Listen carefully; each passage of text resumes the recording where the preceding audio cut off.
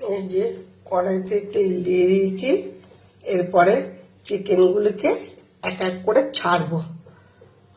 তোমরা দেখতে থাকো, আমি ছাড়ছি।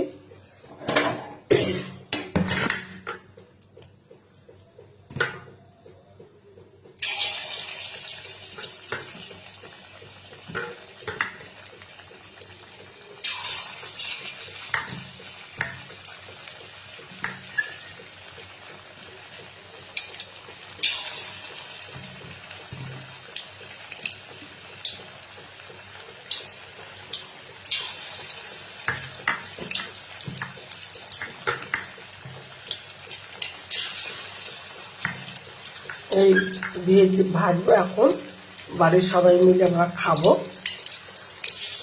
এই ছাড়ছি, তোমরা এরকম সন্ধ্যের সময় ভেজে করে খেতে পারো, ভালোই লাগবে।